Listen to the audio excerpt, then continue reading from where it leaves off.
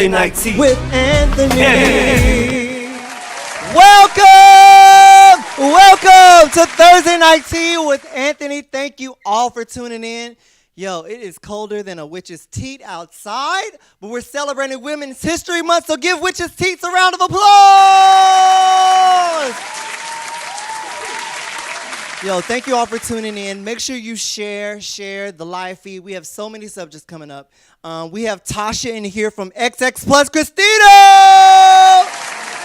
It is a premier lesbian club here in the DC area, and it is phenomenal. Very plush, upscale. There are a lot of local events going on there. We're going to talk about those events. We also have DJ Mim and Jaywalking Productions, who's going to join us a little later in the show. We're going to be playing the infamous game show, Whose Vagina Is It Anyway? We're definitely going to be playing that, where contestants have to guess whose vagina it is by the clues that I give them. Once again, share the live feed. We're going to be going hard today. We're going to be talking about Chick-fil-A. Y'all love to support Chick-fil-A, but they do not like the gays and the black people. So who else are we talking about? Will Smith. We're going to be talking about Michael Jackson.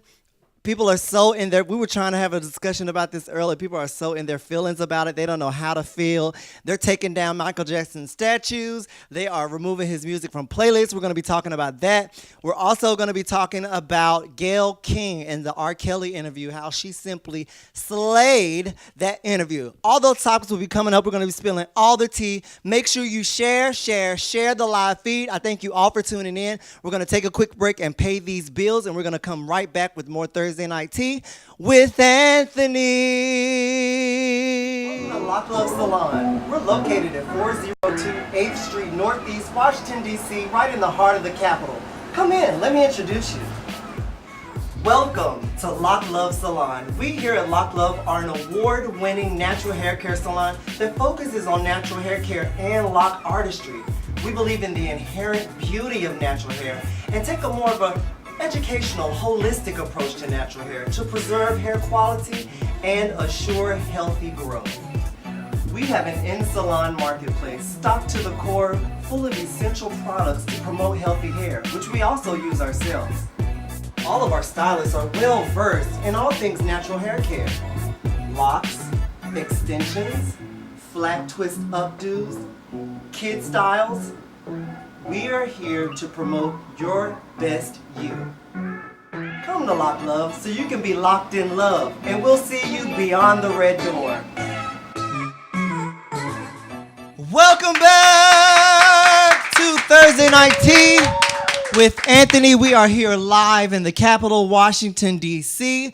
Shout out to Lock Love, my sponsor, LOCLOV.com. They are the premier natural hair care salon here in the capital. That commercial is so funny to me because the only thing that sticks out to me is flat twist updos. I don't know why. Like, I dream about that part for some reason.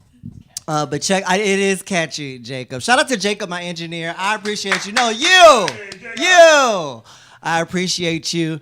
And also, Bobby, Leroy Graham, thank you for tuning in. I appreciate you, and I appreciate you for sharing, homie.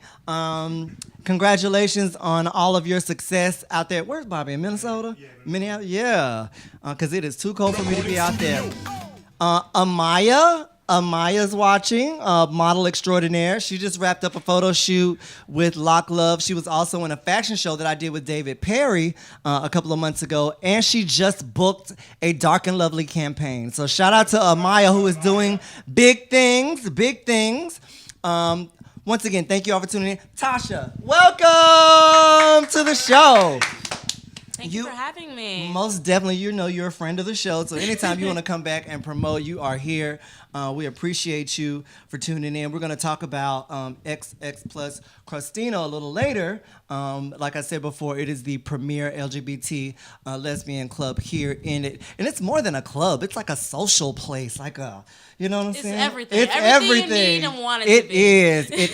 It is so plush and luxurious, and I love it. Shout out to Ola, Joseph, Ebony, thank you. We love you too. Thank you for tuning in. We have a lot of topics to get through, so we're going to jump right in. Shout out to Kevin. Kevin, how are you feeling today? Hey, I'm doing pretty good, thank you. Yep, good deal. Yep, Kevin, I love you always. And so we're gonna start off talking. It's Women's History Month. It is. We love vaginas. Give vaginas a love a round of applause. Vaginas. Vaginas. Most of us came out of one. So we have to give love where it is due. I think the Rolling Stone magazine had some amazing women. Look at those amazing women. Nancy Pelosi. What's the acronym? AOC. Yeah, the voices of the new House. They're talking about Stacey Abrams and a lot of women who are paving the way and changing up Congress as we speak. Yeah, I know. It really is. They really are. So we're going to talk about an amazing woman right now. People tend to solidify her or break her down as Oprah's best friend, but she's so much more than that. She's a news anchor, and she recently interviewed R. Kelly. Now, we have muted R. Kelly. We all know, R. Kelly is trash pretty much. So she interviewed him, and it was an amazing interview. Now, I read several articles, and it said that Gayle King did a master class in journalism because she showed exactly how to ask the tough questions, but not to escalate the situation. She was calm, she was reserved, she was speaking in a calm tone. Even when R. Kelly was very aggressive, she played yes, she kept her cool. It was amazing. And that's look at that face. That's the most iconic picture ever. Do you see that? That's unbothered. That's like, you go do you, boo, but like I ain't for that. I ain't for that trash. I ain't for none of that. And they interviewed her afterward, and she said, look at his lip. What was going on? Does he have a hair lip now? What was that? Oh, yeah, I don't know what was going on there. But she commented afterwards and said that she kept that face because she didn't want to escalate the situation. She wanted to ask the tough questions, and she wanted to get the responses, but she didn't want to escalate the situation any further. Now, out of this, congrats to Gayle King because she did an amazing job. What do you guys think about the interview? Did you see the interview? Comment on the live feed and tell us how you felt about how she handled the interview. Now, out of this, of course, memes came up from the interview. This was a funny one. Literally the face of every woman when they know somebody is lying.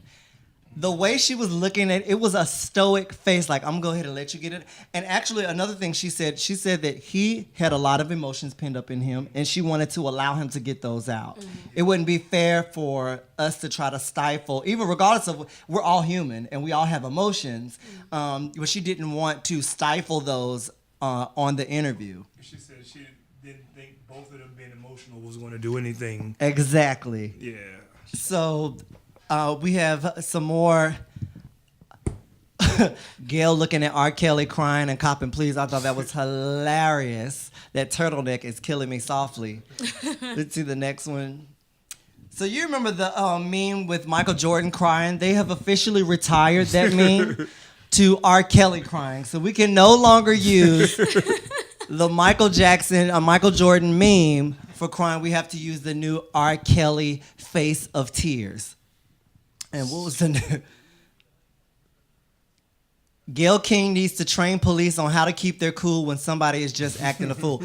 She should really do real. that. No, Agreed. That's real. That is real. That's real. one of the that realest statement ones. is like literally that's so real. That's one of the realest ones that I've seen thus far. She needs to do a masterclass in that.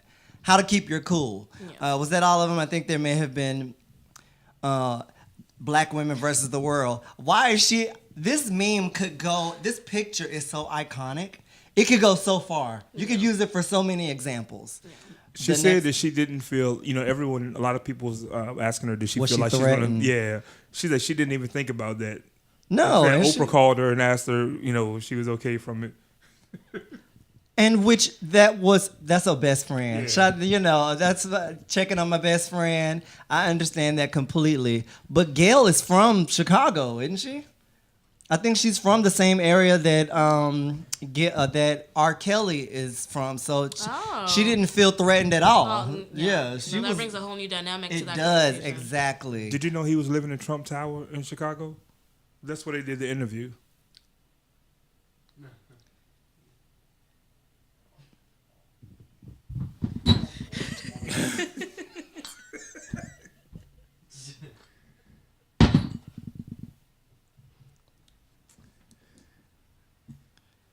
Yeah, I couldn't even. Isn't that the face I just made just now?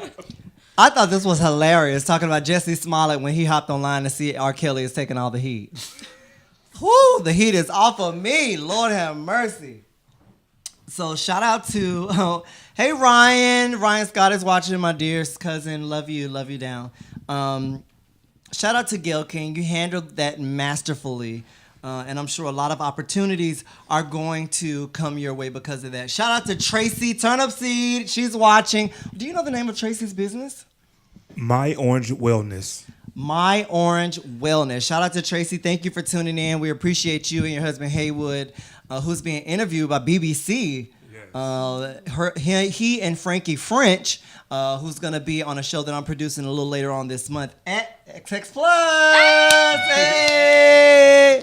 So shout out to them doing. I love when people do big things. The way my heart is set up, I love to see people advance. We're just trying to win. I'm trying to win. I'm trying to see you win, and let's win together. Yeah. Let's win together. We can all win together. So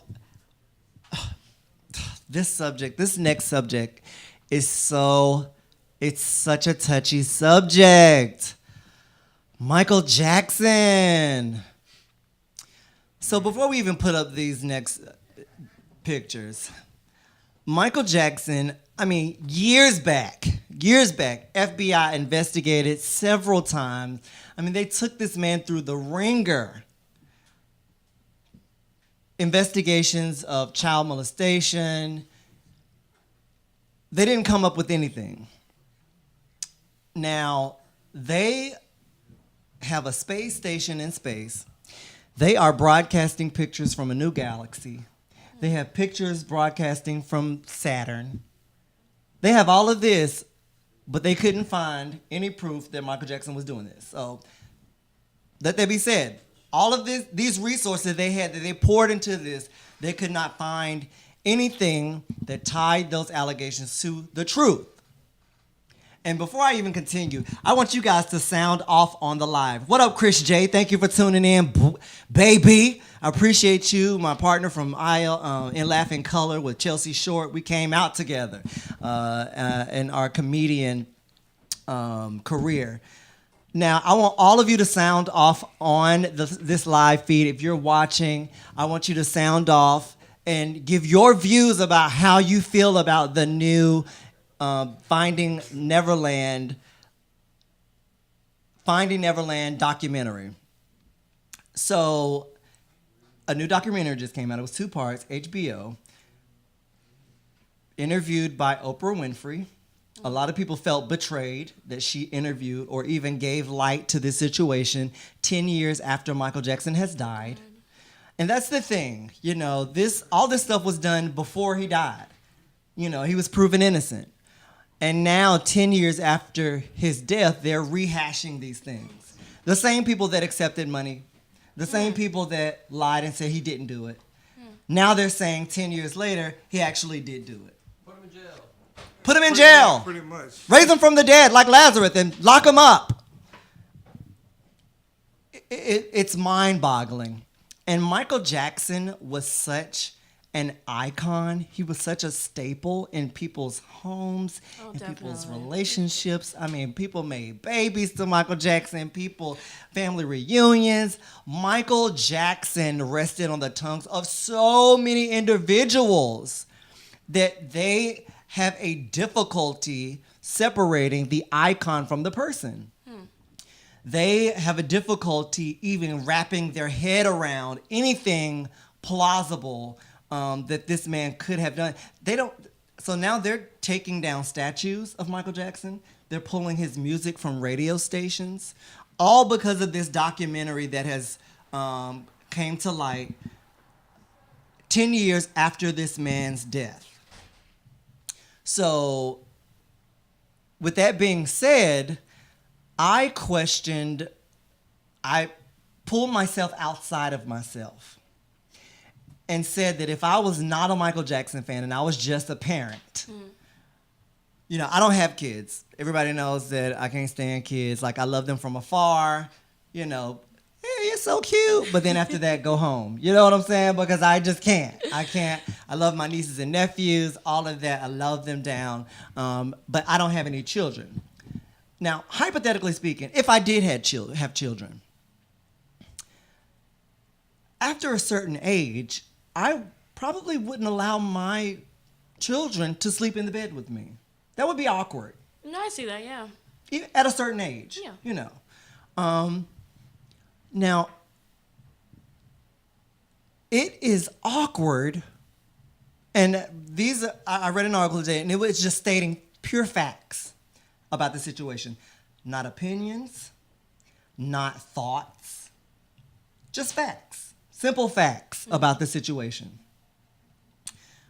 Now, let's put up the first couple of facts. Number one, Michael Jackson saw and befriended pubescent boys. He took these boys as companions and traveled the world with them ever so often. He would find a new young male companion and move on from the old one. That's a fact. That happened. You can't dispute it. Yeah. Is it right? Is it wrong? We don't know. But yet and still, a fact is a fact. Yeah. Number two, Jackson lavished these boys' families with gifts and money. It's a fact. He did it. Gave them money. Who knows what it was for? Who knows? We don't know. We don't know why he did that. Yeah. But it is a fact that it was done. Yeah. Yes. Jackson invited the boys to his home, which was filled with toys and candy. This fact is not disputed, nor there's nothing wrong with that. Toys, candy, kids love them. If you live on a ranch, you know what I'm saying? A pure amusement park. That stuff's probably supposed to be there. It's a fact that this happened. 4, Jackson invited the boys into his bed. It's a fact. Even the ones that are saying that they were not molested said that they did sleep in Michael Jackson's bed. Now, let's pause there for a quick second. As an adult and a grown black man, there should be no children of someone else's children in my bed. As a parent, I would not allow, I don't care who it is, Jesus, Moses, Lazarus. As a parent, I would not allow my pubescent child to sleep with a grown man in his bed. I just would not. It's just me. And if you would, hey, that's you. You know what I'm saying? We're speaking on opinion here, but it is a fact that they slept in the bed with Michael Jackson. Now, you guys can sign off on that, sound off. Ryan said, let MJ rest in peace. I agree. The man is dead. 10 years. 10 years. He's dead. Tracy, you said no, but what are you referring to? And what's up, Paul Winston? Thank you for tuning in. Now, what was the next one? I think it was number 5. Jackson had a stash of bondage porn by the bed that he slept and the children with. FBI found it. So it's not like it's disputable. They found it. It was there. When they did their raid, it's fact. You can allow your mind to go where you please, but it is a fact that the same bedroom that Michael Jackson had where these kids laid in the bed with him, there was a stash of bondage porn right beside the bed. 6, the bed was in a room behind a locked door at the end of a hallway equipped with alarm systems that would alert him when someone was approaching. It's a fact. It's a fact. Now, you can take these facts and wrap them around and come to your own conclusion. You have to come up with your own conclusion because at this point, and I think it's very beat up that they even rehashed this because the man is dead. He can't defend himself. That's true. He can't. Why would you do that? It's a one-sided interview It's a one-sided documentary because the person accused cannot defend themselves. Why even do that? Why even give them a platform to do that? If they wanted to do that, and that's why Oprah, they're really letting her have it. Because, she was a friend of the family, a friend of the Jacksons, and, why would you do that to someone who has passed? Now, 7. Oh, we have Jay. Jay from Jay Walking Productions is in the house. Thank you. We're going to be bringing Jay up and interviewing with Jay a little later on. We're talking about Michael Jackson, the king of pop. Now, they were saying that 5 of the boys who shared a bed with Michael Jackson later accused him of abuse. This is a fact. Even though they denied it previously, which is why the FBI could not go forward. They denied it. And they got that coin.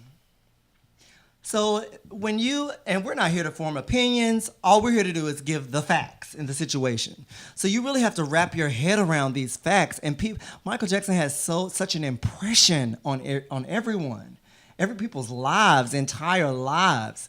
And it's a very difficult thing to separate what is truth. All you have are the facts, and you have to kind of wrap your head around what you think is going on. Louisa, thank you. Red from Live on the Corner. Live from the Corner. We have Margarita Bowman. Thank you for tuning in. Louisa said that's exactly the way the documentary was made. Which way? Which way was that? So you guys have to be specific in your comments so I can know what you're responding to. Okay, we're going to wrap things up. So, Michael Jackson, how do you feel? Continue to post on the live feed. We want to hear your comments, how you feel, because people are really having a difficult time with this. Oh, my mom's convinced because he grew up, with Jackson 5 and just growing up so fast at such a young age that he didn't get to have that childhood. So when he was able to, have success and be kind of rid of the parents' hold, that he was like, okay, which is why he had that house. Sleepovers, yeah. I wanted you to sleepovers. But you're not that age. He's now in a man's body, but, in his mind, he never really developed because he didn't get to have that time to develop like that. True. So I feel like it's all opinions. Yes. These are all the facts, correct? But Yes. It's all kind of your, viewpoint, and then how you're like, okay, this is what happened. Or this is, honestly, all of it's just opinion. It's just, your opinion and being like, oh, he must have done this, he must have done that.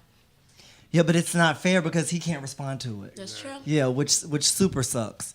So, like I said before, post on the live feed. Let's see, where your heads are, and we'll come back to it a little later. Next, Will Smith. I love Will Smith in Kevin. So I have this issue with saying so y'all won't think I'm just up here pausing. So every time I do it, Kevin is holding up a sign on the side saying and it makes it. Okay, no So I'm trying to rid that from my vocabulary, and if I pause, that's what I'm doing. I'm trying to better myself, and I just did it again. So there you go. I love Will Smith in Suicide Squad. Me too. It was amazing. And then when I found out he was not going to be in the sequel, I was bummed. He's going to be replaced by Idris Elba, which I feel like is a good replacement. Mm-hmm. I mean, maybe. What do you think, Jay? Yeah. Okay. All right. So I think, first of all, the Aladdin movie with him as a. Oh, stop, child. Why? That was a mess. Oh my God, why would you do that? Those computer graphics were horrible. No, I can't even watch the movie just because that alone. That No. little clip with his little head on. Yes. Stop. No. Stop. I don't even want to watch it. I don't want to watch it either. I've not even watched the trailer, and I'm a trailer fanatic. Once I saw that the little snippet, I was like, garbage, trash. No, that's just a mess. I couldn't. But Will Smith is also under fire now because he is supposedly casted to play the father of Venus and Serena.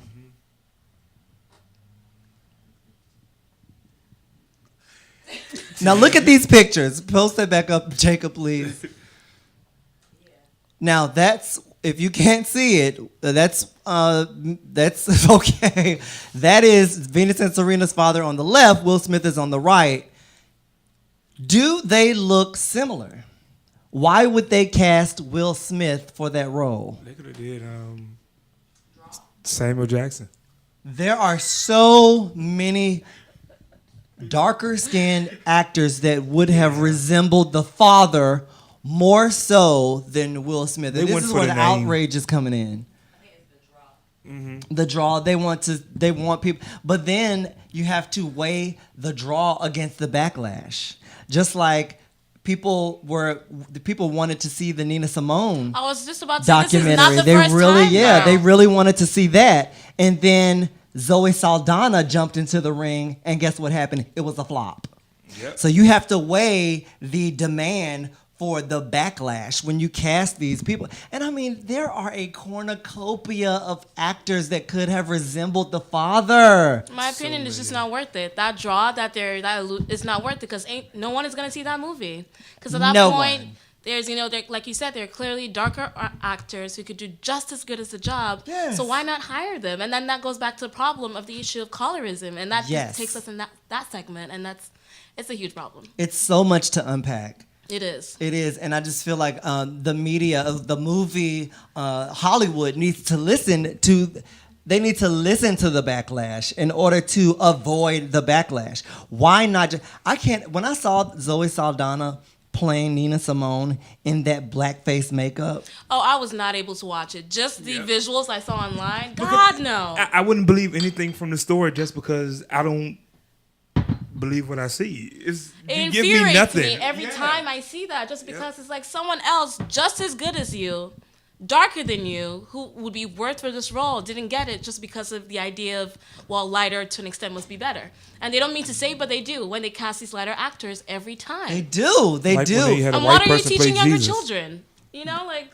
Bobby is stupid talking about he could have played that part. You could have, Bobby. You really could have. Paul Winston was like, isn't he a financial contributor to the film? Which I also found out that Zoe Saldana was one of the executive producers on the documentary. And that's why. I did not know that. Yep. So this is the thing. You have to step outside of yourself. Even if you are a financial contributor to the film or the documentary, you have to say, is me playing this part for the greater good? And it's not. It's actually acting against the greater good. You have a mic? Yep. Right. And can we bring Jay on? Hey Jay, there you go. Hey. Oh Jay, you come up here, Jay, because we ain't got time for that. Yeah, just come on up here. Your boots are cute, Tasha. Oh, thank you. Okay. You know, I just try to live my best life or whatever. Living my best life. Ain't gonna... You have to blurt that little part out. How's it going? Good to see you. Good to see you. Now, what were you about to say? I Forgot? Yep. Yep. Should have caught me when I said. I know. We did so much in that short little period of time. We were talking about colorism. Oh, if you're the financial contributor to the, are you acting for or against the greater good? And we still can't remember what it is. Yeah, I can't. So I think if you are surrounded by people who may not tell you the truth about, your art or whatever, you may see yourself as being able to pull that character off. True. You understand what I'm saying? So if the people who A lot of yes men, yes women. Yeah. Hopefully, yeah. But it's when you watch Red Table Talk, you think that he has that, right? You would think that he has those type of people to say, to be quite honest, I cannot believe that he doesn't have a good girlfriend or a good boyfriend to say, boo, you are trying it. Now, you don't look nothing like Venus and Serena's daddy. You should give that role to somebody else. No, but so for Black Panther, I forgot her name, Amanda something. She's a lighter skinned actress, pretty young. Mm-hmm. And they offered her the role for Black Panther, but she turned it down because she knew that was not the right thing to do. Mm-hmm. I think on a subconscious level, these actors and actresses, they know when you shouldn't try. You know when you shouldn't try it. Like something inside tells you, no, don't, like Tasha, not today, say it, don't try it. So they know, but they choose to ignore it just for the fact that, for instance, they contributed to the film money-wise or just something. So Ryan says, so is it worth it if a darker-skinned actor can't bring the role to life in the same manner as Will Smith? I think there are. There are. I feel like that statement in itself can be a little contradictory because why wouldn't there be? Yes, there will be some ones that are subpar, but the idea there are no darker skinned people or actors who could bring this role to life to just an exemplary form is invalid. Because there probably are people out there who, you know, have done everything it takes to grow their craft and be great actors. Yeah. There are. I think there are some out there. Louisa said that's a great question, Bobby. Let's see. Yeah. Oh, yeah. So I think that colorism is still alive. We have to do better ourselves. It starts with ourselves. Like you said, they know. You know deep down inside. Stop. You know. Yeah. If I went on audition and I wanted to audition for the remake of Urkel, I think I might be able to pull it off. You know what I'm saying? Like I think I might, be able to do it. I think I'm in there. But if I wanted to play the role of what's his name from The Wire, or something like that, I don't think I could pull that off. Because when you visualize people and you're playing a role of a person who is in real life, you have to at least appear to resemble the person. Yeah. That's first, because we see visually first. Yeah. So I think it's a disservice that he's doing that. We're going to go right quick and talk about Chick-fil-A. Chick-fil-A. A dean resigns at a New Jersey university saying that the school's decision to not consider bringing Chick-fil-A to campus because of its opposition to the LGBT community made her feel like she had been punched in the stomach.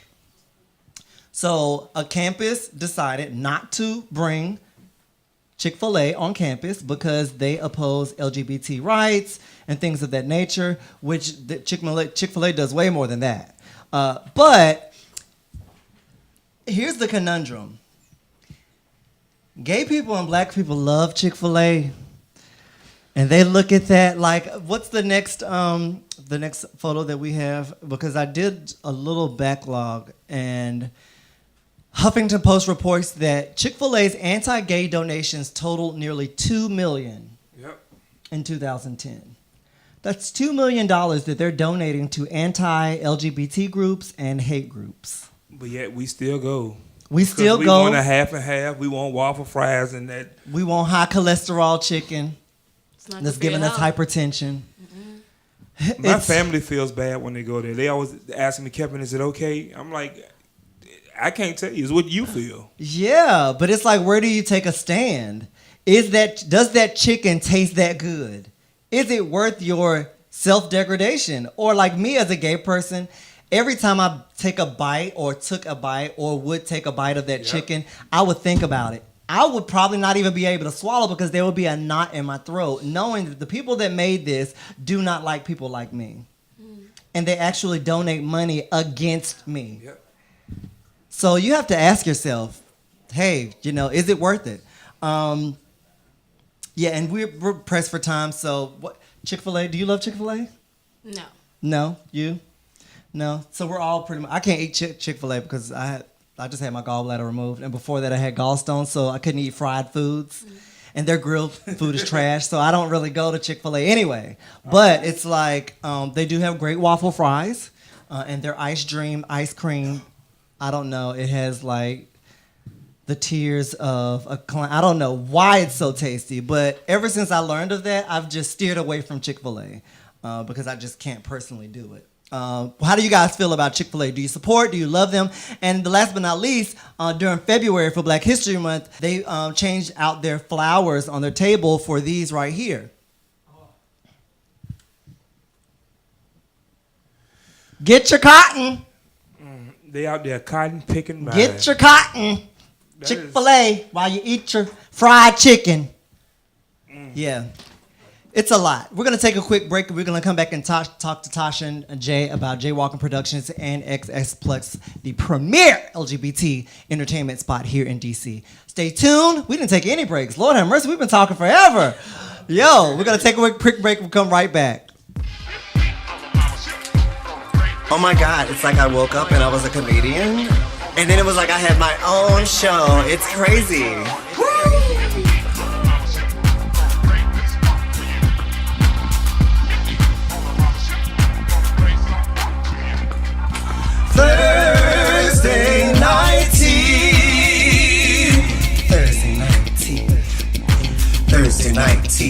Thursday night.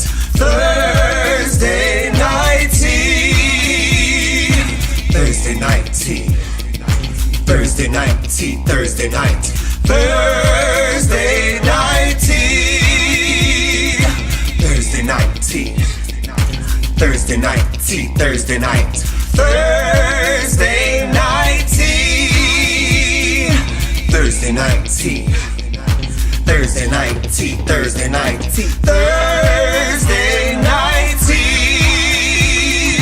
Thursday night tea. Thursday night tea. Thursday night tea. We're back! We're back with Thursday Night Tea with Anthony. So, Tasha, thank you for joining me. Jay, thank you for joining me. Let's talk about XS plus Crostino. Christina, okay, yeah, I always, it's like a toddler. XX plus. Okay, so, premiere. That's what I think about when I think about the location, the ambiance of it, the sheer feeling that people get when they go to your premiere space. Tell us a little bit about your space. Well, it's a queer women's bar or lounge.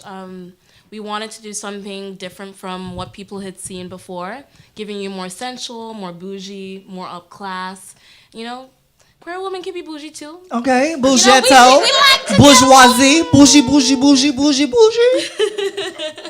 But it's really just a space to feel safe. And we mean that in every sense, because I feel like when it comes to the queer women society, I feel like there's still a divide when it comes to, you know, race and just other kinds of things. And to us, it was so important that everyone, no matter who you are, no matter just anything, it is your space. You can feel welcome, you know, you feel safe, and you know you don't feel excluded. Which is why one of our signs is, you know, don't assume, ask for pronouns. Don't be grabby. You know, we're trying to enforce a society of consent, because a lot of people don't think, when you think of lesbians or just queer women, you don't think about consent because we're all women, but that's a lie. True. Consent is real, and it's true. It is whatever real. community, you should always ask for consent. So we're just trying to create, you know, a different kind of heightened space where we're more socially conscious, but also creating just a dope-ass space for y'all to hang out. And it is a dope space. And you guys, upon an initial opening, there were several articles written from the Washington Post. I think we have those images. Oh, so we have, you were interviewed with the Washington Post. And it was also with another magazine. I can't think of another article. Oh, we've done so many. We've done there it Magazine, is, yeah. Washington City Paper, Tag Magazine, so many magazines. We've also had actually international magazines, one from Germany, one from Brazil. Just people around the world who are like, oh my God, what's happening? And they just want to know, you know. So it's been pretty awesome. And even if you go to the Facebook page, you can see the pictures and you can actually see the love in the pictures. Like you can tell when people aren't having a good time. Shout out to DJ Mim who's in the house. DJ Mim! We're going to bring her up so we can talk about some of the things that she's also going on at XX Plus. We also want to talk about Jay Walking Productions, Wicked Bloom. Mondays. Yep. Let everybody know what's going on, which is another amazing event. Every Monday we have a happy hour, Wicked Bloom Mondays. It is at Wicked Bloom. Me, DJ Mim, Asha from Boom Scat, she's on the drums.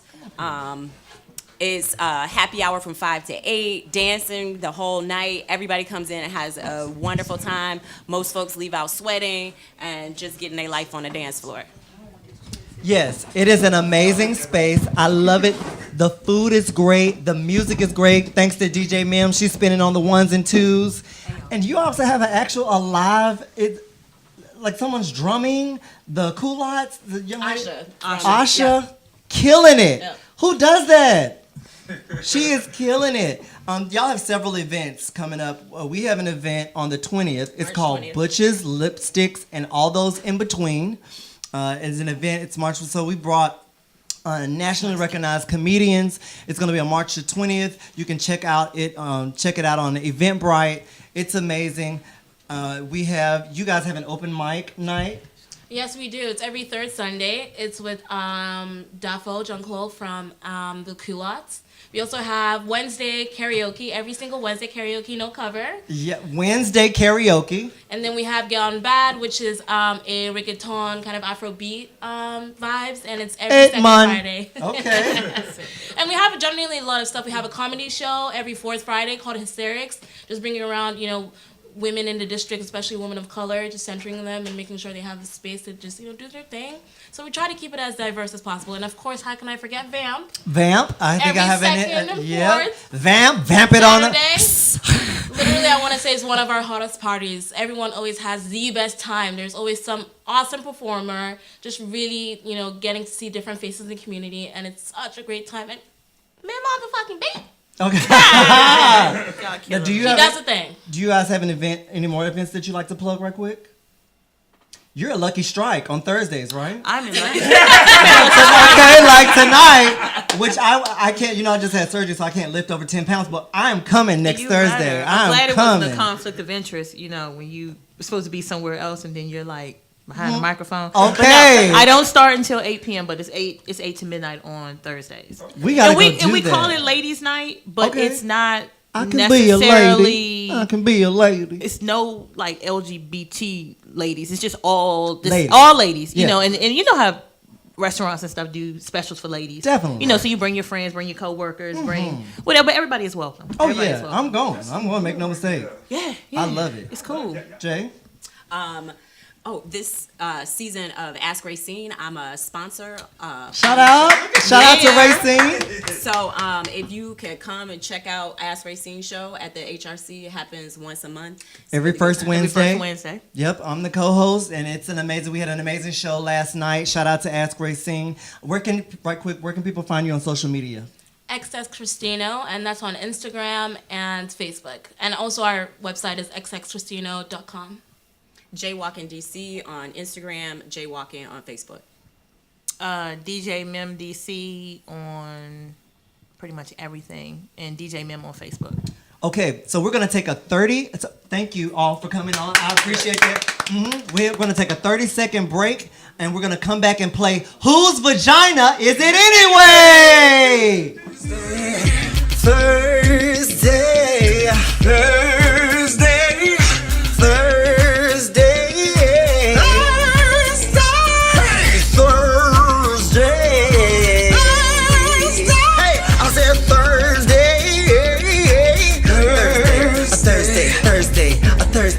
Thursday night tea, a Thursday night tea. I said, oops, it's Thursday night tea. Oops, it's Thursday night tea.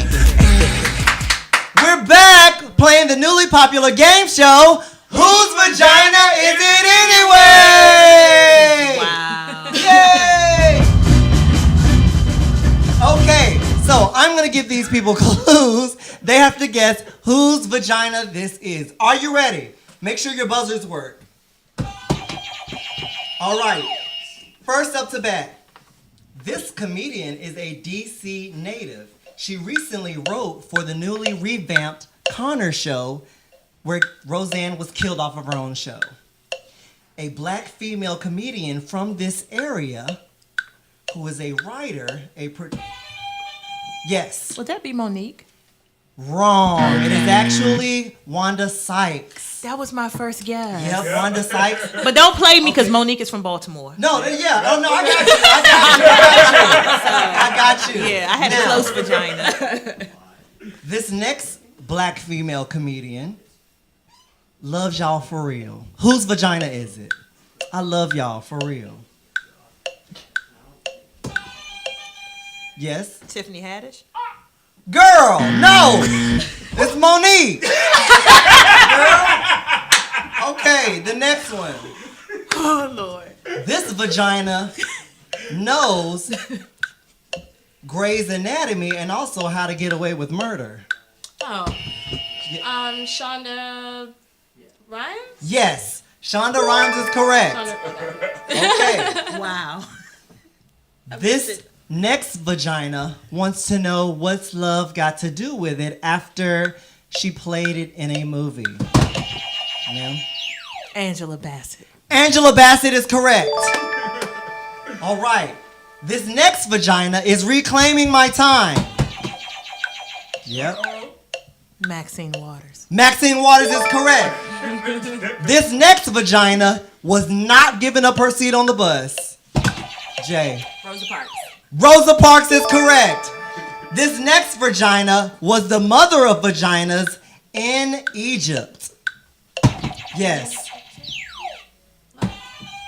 Queen Nefertiti. Nefertiti. Yeah, but you didn't buzz Oh, in. sorry. I'm sorry. The last She tried to use her African we gotta card. Go. You know what? Spotlight over the I city didn't is like that. next. I'm So the Nigerian. last vagina is under her umbrella. Ella, yes. Riri. Riri is correct. DJ Mim is the winner of Whose Vagina Is It Anyway? Please stay tuned. Spotlight over the city is next. Thank you for tuning in for Thursday Night Tea with Anthony. Thank you for watching.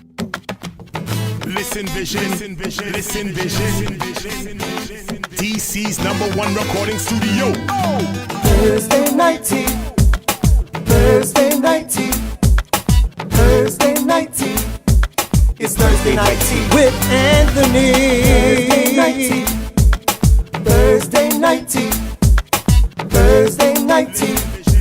It's Thursday night tea with Anthony. Thursday night tea with Anthony. News, sports, truth with comedy, community mixed with a little celebrity. Every Thursday night at 6 in the evening. Thursday night tea. Thursday night tea. Thursday